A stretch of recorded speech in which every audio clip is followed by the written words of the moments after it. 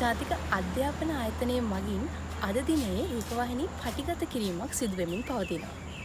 ඒ පිළිබඳ සහ පාසල පිළිබඳ සවුත්ලන්ඩ් ජාත්‍යන්තර පාසලේ පොකුණුවිට ශාඛාවේ විදුහල්පතිනිය වන කේ.ඩී. අනුෂිකා මහත්මියගෙන් විමසා බලමු.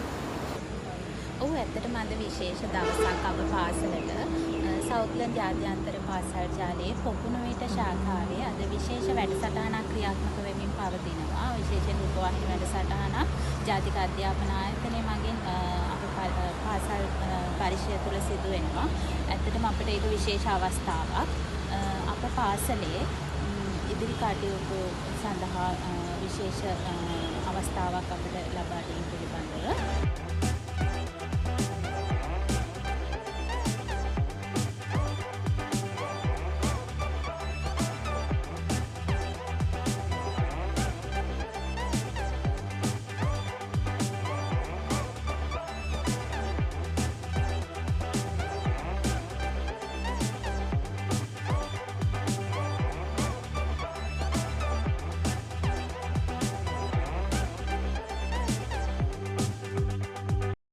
හොඳයි.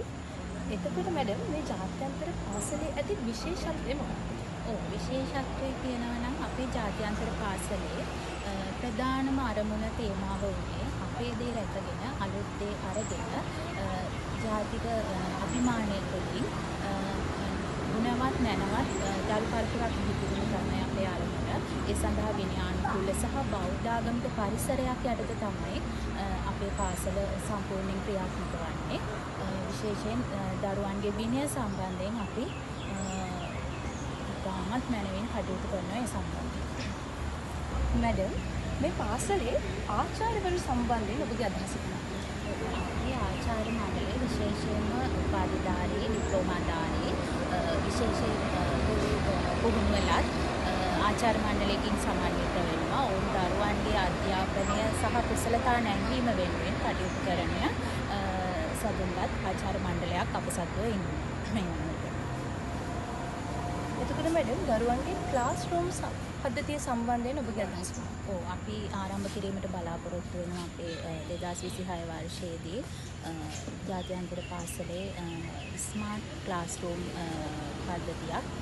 ඒ තුළින් දරුවාට වඩාත් ක්‍රියාකාරී සහ හොඳ අධ්‍යාපනයක් ලබා ගැනීමට අවශ්‍ය පරිසරය අපි සකස් කරන මේ සියලු දේම අපි සිදු කරන්නේ විනයානුකූල සහ බෞද්ධාගමික පරිසරයක් යටතේ තමයි. විශේෂයෙන් අපේ අභිමානය හෙළේ අභිමානය රැකගන්න කටයුතු කරන ගමන් හොඳ අධ්‍යාපනයක් ලබා දීම තමයි අපේ අරමුණ වෙන්නේ.